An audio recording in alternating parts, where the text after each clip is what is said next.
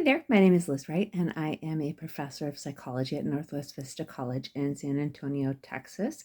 And this video is part of a series of videos for my child psychology classes.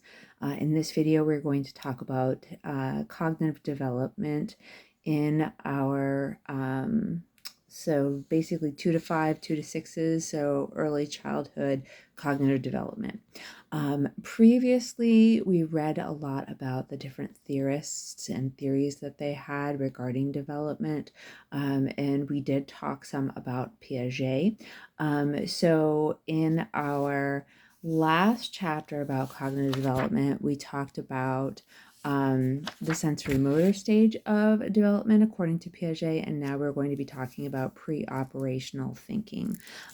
So operations are basically flexible and reversible thoughts. So think about, being able to fix something that's broken, things like that. And for kids of this age group, not all of them are going to be able to be flexible in their thinking or to reverse their thinking or to mentally reverse something that has happened. Let's put it that way. We can talk about kids who get upset about something breaking, and the parents are trying to explain to them, well, we can fix it, it can be fixed, and they have trouble regulating their emotions because they don't recognize how it can be fixed or how it can be reversed.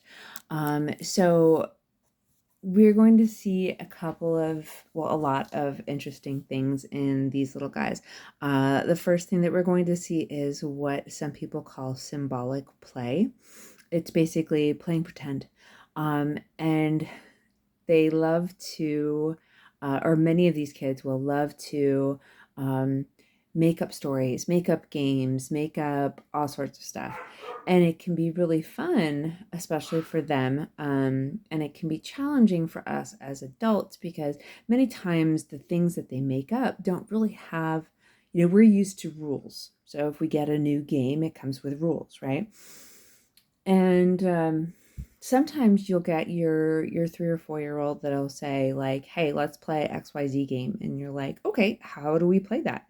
And they'll kind of give you some broad general description of the game. And they're like, okay, let's go. And you're like, and one of the challenges for me, dealing with or interacting with kids of that age group is many times in their heads, they have an idea of how they think this is supposed to go. They sometimes use what we call scripts. This is an idea in their head of this happens, then this happens, then this happens. And you'll hear about scripts from them sometimes, like they'll be backseat drivers. You'll be driving and you'll see a yellow light and you'll look around and it's safe. So you speed up and you go through it. And the, 4-year-old child in the back seat says, you're supposed to stop at yellow lights. Because that's the rule. That's the script that goes along with seeing a yellow light. So I don't know how many times I've been told by my kids, like, you didn't stop long enough at that stop sign.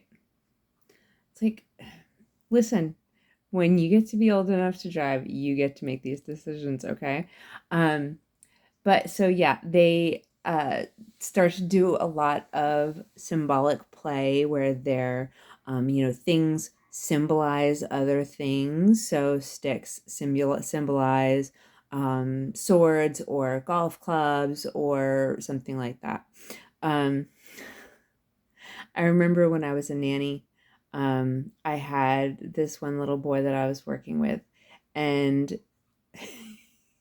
talk about scripts and symbolic play. So we were outside, and he said, Liz, do you want to play Lord of the Rings? And I was thinking to myself, have you watched Lord of the Rings? Like, those are really long movies, and there's a bunch of them, and okay. And I said, sure, how do we play Lord of the Rings? And so he laid out this entire like script for us that could have been made into like a half an hour long film type deal. And we do this, and then we do that, and then we do this, and then I stab you with my sword, and then you pretend to die, but you're not really dead, and you stand back up, and we fight some more, and then hold on, I have a cat. And then I stab you again and then you're dead and that's the end. And it's just like, okay. So it can be, like I said, these little folks have this idea in their head of like, this is how it's supposed to go. And so if an adult is playing pretend with one of these little kids, then we need to kind of ask them like, okay, so how does this work? Like, what are you going to do? What am I going to do? Which kind of, if you think about it, takes some of the creativity out of it. But at the same time, as I said, they generally have an idea in their head of like how this is supposed to work. And I don't know how many times I've heard like, that's not how you're supposed to play. I'm like, what? I'm making stuff up as I go along because you're making stuff up as you go along. But as I said, if it's up here for them, then you kind of have to follow along with their script of what they expect to happen next and things like that. Say hi, DC. So another thing that we see in these kiddos in this age group is what we call animism, which is the idea that inanimate objects have life, personality, wants, needs, just like humans do. And so it's like they're generalizing the idea of, well, I, like candy, so the tree outside my window likes candy too. So we're applying human qualities to non-human things. So one of the things that always cracked me up when my kids were younger was when they would ask, like, if DC, this cat right here, if DC could talk, how could he talk? And so just listening to the kids make up like how the cat would talk, and what he would sound like, and what kind of conversations we would have with him and all that sort of stuff. So you'll hear kids say things like, the tree bit me. I'm like, trees don't have teeth, dude. But at the same time, what they're trying to say is that, I got scratched by this tree.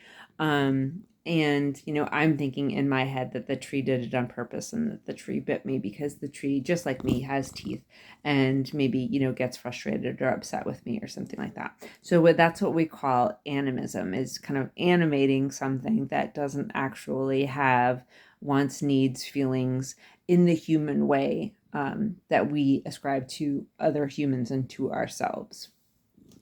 During this time period, children will also learn what we call conservation.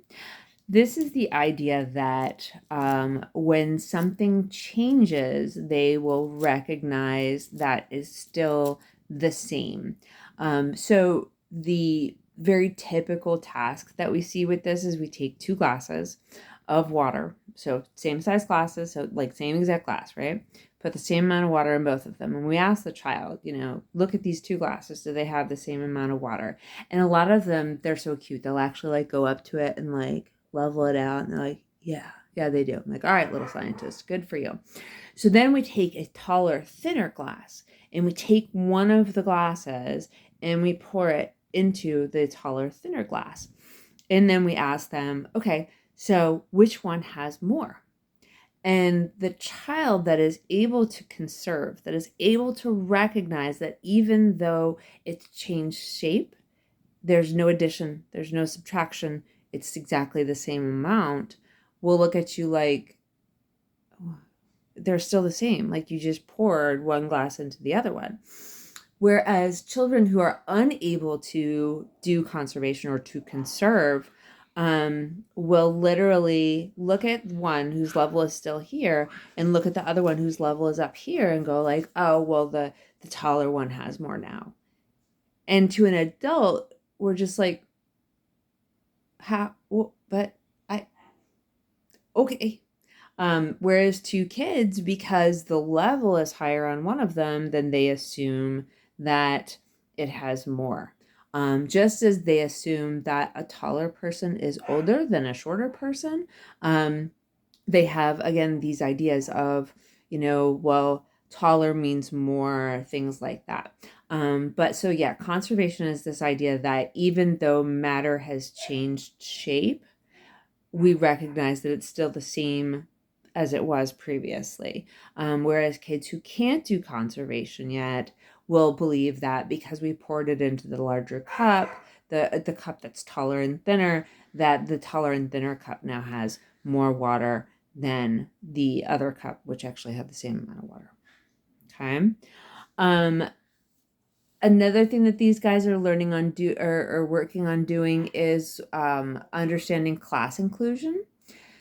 So a class could be anything like animals, right? So if we are teaching our children things, or they're just learning things from us, and we have cats and we have dogs, and we call them both pets, then a pet could be a class for understanding animals, right? So then someone tells them, oh, I have a pet snake, or I have a snake. And they're like, that doesn't make any sense, because pets, the class of pets, and they're not saying this obviously, but like in the brain's going, but like class pets doesn't include snakes. Like the class pet only includes dogs and cats. And so as they get older, they'll start to recognize that, other people have different types of pets. And so they'll kind of add to this folder, this heuristic, or this understanding of what can be included in the class of pets. And sometimes it's fun to even ask them things like, so can I have a lion as a pet? And they're like, well, you could, but it would probably eat you. Good understanding of logic.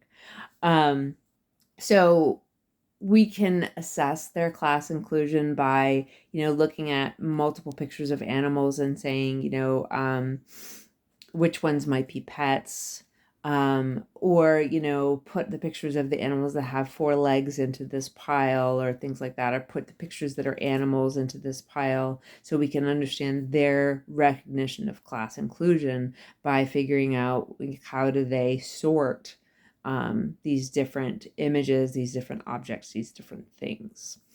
What else is going on in this unit? That's fun.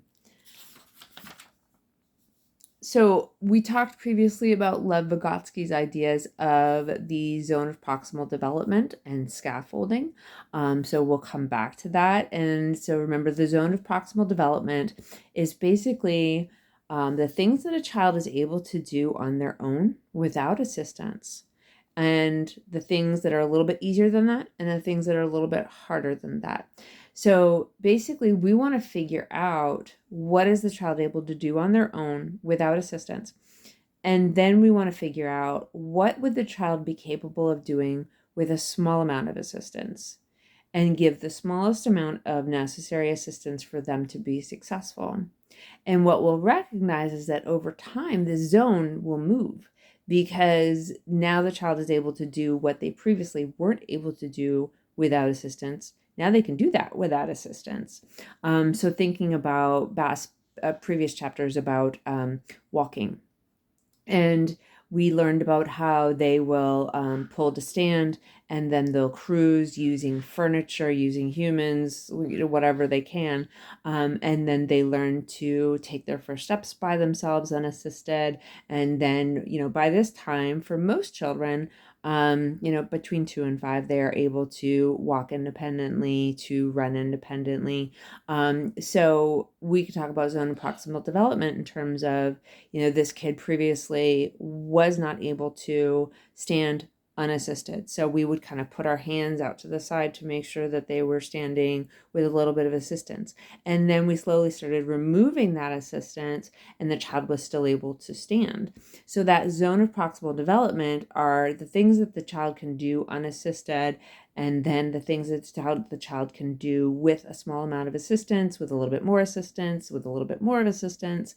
And so we want to help them develop those skills by giving them, as I said, the least amount of direction or assistance, so that they can be successful, and then that zone will eventually move. So I think about, my son's math skills. When they first started school, asking them to do, 2 plus 2 or 4 plus 4, they couldn't figure it out. And so I would give a little bit of assistance, and I'd say, okay, if I've got 4 fingers on this hand, then I've got 4 fingers on this hand, which is holding the camera, then, count them out and figure it out. What's 4 plus 4? And so that would be me kind of scaffolding or assisting with their learning, providing them a little bit of assistance so that they can learn the cognitive strategies that they need in order to do that. So, and that's what I did when my kids were first starting school, or when they were first learning to do single digit addition. My, my eighth grader is doing algebra and, find X at this point. And I think back to the times that I had to help him with 4 plus 4, and now we're talking about combining like terms, and we're talking about putting X on one side and the numbers on the other and dividing, and it's really amazing to watch the cognitive development of these kiddos throughout the lifespan, and to see the progress, and to think about the kind of the process that we went through in order to get there. What else? The book does talk a little bit about the benefits of early intervention or of Head Start type programs. So basically, preschool type programs for families that may not be able to afford preschool programs that they would pay for. And many of these programs are very beneficial because they get parents involved. They have funding. They may get grants to send the kids home with study materials or books or things like that the parents and the children can then read together. One of the things that we know is that having books in the home and reading to and with children promotes language development. It also promotes attachment behaviors between parents and children, or caregivers and children. And so we want to use that strategy not just for getting them excited about reading, but also them hearing different words, and them, learning to turn the page. There's so many different skills that can go along with reading. And some households have no books because maybe they can't afford them, because the money that they have is used for other things such as groceries. And so programs like Head Start and programs at the library for small children, one of the things that they're geared to do is to get books into the hands of children so that they can start their journeys toward literacy. And there's even some educational programs on television. This chapter does go into, it's funny, it talks about TV, and I'm like, yeah, media for children isn't just TV anymore. We've got apps, and we've got, some people have cable, or, the kids can watch Nickelodeon or Nick Jr., things like that. We've got educational apps that help our children learn to read and learn social skills. And so really, it's not just about TV anymore. It's not just about children watching shows anymore. There's just so many other things going on out there. And a lot of folks question, is screen time beneficial for children? And really what we want to do for our younger kids is to limit the amount of screen time. And there's multiple reasons for that. One of them being that many of the shows, apps, programs, things that they might watch, the pacing of a show or a program may actually be too fast for their brain to catch up with. And what I mean by pacing is how quickly the story moves, how quickly the characters interact, how quickly the characters talk. And so if you take a look at media that's directed towards children, one thing that I can remember that was absolutely just horrible for me, but my children thought was great when they were little, was something called Color Crew. And it's all these dancing crayons. And it moves so slowly, like turtle's pace movement. But that's good for younger children because the pacing is at their cognitive level. It taught colors, it taught combinations of colors, things like that. There was music involved, there was bright colors, or there was, bright flashing lights, not so much like, strobe inducing lights, but yeah, I remember sitting there and watching it with my kids and just being like, I can't deal with this. So slow. Um, and so pacing is going to be really important. If you choose to watch TV with your children, keep in mind that you don't want something that's paced for you, because it's going to move a lot faster than your 4-year-old's brain. And the thing is what happens is the brain tries to catch up to the pacing of whatever we're watching. And if the child sticks around and continues to try to watch this with you and their brain tries to keep up with the pacing, it may kind of speed up to the point where after they're done watching it, the child will have trouble regulating their behavior because of the fact that the brain is trying to understand and process like all of the pacing stuff that it just watched, if that makes sense. So I used to joke with my children that like this is above your pay grade type deal, because the pacing of it was just too fast. So if you are interested in educational programming for children, Sesame Street is still out there. It's great. The pacing is slow. So if you're an adult watching with your child, then just know that you're just gonna be like, oh my. But the pacing works for them, and it's entertaining for them. And I still remember some of the stuff that I used to see on Sesame Street when I was a kid. So it is memorable. They're learning things. They're learning about social skills. There's all sorts of stuff that can be learned from some good quality educational media. Is there crappy or bad media out there? Sure. So there's media that maybe shows children about negative interactions, but doesn't deal with the negative interactions. So, for example, there's examples of bullying on a show, but the bullying's never dealt with.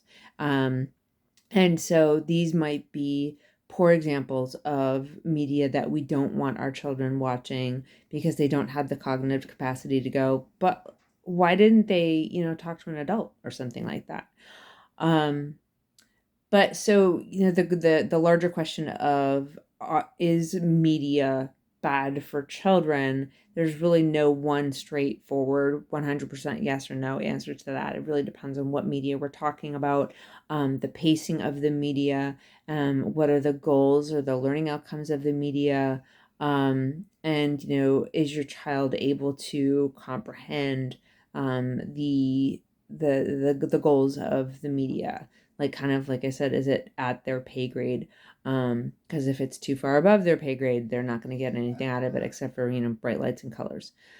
What else can we talk about in this chapter? Obviously, we can talk about language development.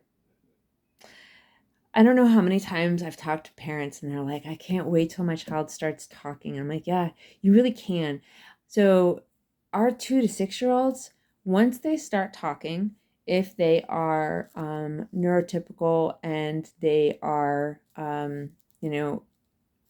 average in terms of their language development, they don't shut up. They learn like 15 to 20 new words a day, and these become part of their new capabilities. And by 4, they're saying 4-sentence questions, and they don't stop talking. I remember when I was younger, we would sit around for family dinners, which was like me, my parents, my grandparents, my aunt, my uncle, my 2 cousins, and the adults would be telling jokes and things like that. And I remember my cousin was like 6 at the time, and he wanted to participate, and so he started telling a joke. That wasn't a joke. It didn't go anywhere. It wasn't funny. It didn't make sense whatsoever. But he wanted to participate in the conversation. And so he made up this rambling story about this elephant and like kind of stopped and laughed to himself every once in a while. And the whole rest of the table was just like, get to the point. So yeah, once these little guys start and girls start talking, um, most of the time you will hear lots and lots of talking. It's almost like, is there a button? Can I turn you off? I mean, aside from sleep. um, but they do talk a lot. They do pick up on your language. They pick up on your mannerisms. So if you say things like, what's new, Scooby-Doo, or things like that, they will pick that up. And they'll learn things like that from daycare. They'll learn once they start school, they'll learn things like that from school. I don't know how many times I've had my kids come home from school and they'll say something. I'm like, what? What does that mean? And you almost start to feel like, the elder in the room, which technically you are, right? But they're saying like, oh, such and such. And you're like, what does that mean? It's like, oh, Mom, I used to be cool. I used to know things. I used to know like the new cool terms. So don't look at me like, ugh, this old woman who doesn't know anything. Um, so yeah, I'll honestly ask my kids all the time, like what are the new terms that kids are using at school and what does it mean and things like that. And it's also interesting to understand what they think something means. Because one of the things this chapter talks about is pragmatics, and that's being able to use language in a social situation, and understand the social situation in terms of, is this a social situation where I would, try to tell a funny joke about poop, or would it be a social situation where that's not appropriate? So, they'll start to understand that maybe at church would not be an appropriate situation for that. Whereas, my older brother tells jokes like that, so it's okay for me to tell jokes like that around him. But yeah, they learn from school. They repeat the stuff that they hear. They'll repeat the stuff that they hear in songs. So if you're listening to the radio or CDs or something like that, any sort of audio, I dated myself with the CDs bit there, didn't I? But they will hear it. They will repeat it. They'll hear, you say things and repeat those things and then repeat them to their friends who will then repeat them to their parents. And you'll talk to other parents and they'll say, like, my kid came home saying, what's new, Scooby-Doo? And it's like, is she friends with my son? Because I see that to my son. Maybe he said that to your kid who brought it home to you. So yeah, they can be pretty entertaining. These kids also start to understand what we call theory of mind, which is a common sense understanding of how the mind works. And so we've talked before about this idea of children being little scientists. They're really trying to figure out, like, how does the world work? What are the rules? Which ones can be broken? All that sort of stuff. And so what they're trying to do is figure out, like, how does my brain work? How does memory work? How does thinking work? And they may not be thinking about it in those terms, but they may be thinking to themselves, how can I better remember the rules of this game? And so some of the strategies that they might use are repetition. So to repeat something over and over and over again. I remember when I was trying to teach our kids our address and my phone number. And this was before either of them had a cell phone. So I would teach them our address and we would repeat it. We would set it to music. We would, I would randomly quiz them. And then once my older son got a phone, I was like, hey, what's my phone number? And he's just like, it's saved to my phone. I don't know. I'm like, no, like, what if your phone's dead and, you don't have a charger and nobody knows your mom's phone number? Like, this is important. You need to know what my number is. So repetition is definitely something that we see that these kids are going to use as a strategy for learning. What are some other things? This chapter does talk about memory. The research does show that most of the memories that children can recall are after they developed language skills. And the idea, because I mean, we can't 100% know exactly how all of this works, right? But the idea, the theory here is that basically children, once they have language, can understand an experience and save it as words. And so once I can save it as words, then I can create it as a memory. Whereas before that, a lot of our memories were more kind of feelings, or, I remember seeing this image or seeing this swing and feeling anxiety or something like that, or feeling scared, but not being able to put into words why it was that it was scary, because they didn't have the language to explain that it was scary yet at that point. So we also know if we want children to remember something, we have to make it interesting. So colorful, exciting sounds, whatever interests that child, then we want to kind of encourage them to remember what we're working on, our address, our phone number, with what interests them. So, putting it in, my niece really loves glitter. So, making the numbers in glue and then putting them in, put sparkles all over the top of them, doing like an art project that she enjoys so that she can remember the numbers that go into her mom's phone number or something like that. So interest level is definitely going to influence memories that are developed, especially in this age group. And I mean, think about it, even as adults, like we remember things that relate to the self, and that we think are interesting, new, novel, something like that, right? What else? We talked about language, we talked about pragmatics. So that's pretty much the overview for this chapter. If you have questions about specific things, you can put them in the comments and I will answer those as quickly as I can. If you want some examples of some of the concepts from this unit, feel free to comment about that, and I can make a short video relating some different concepts or different examples to what we're learning about as well. I hope you all have a great day, and I will talk to you soon.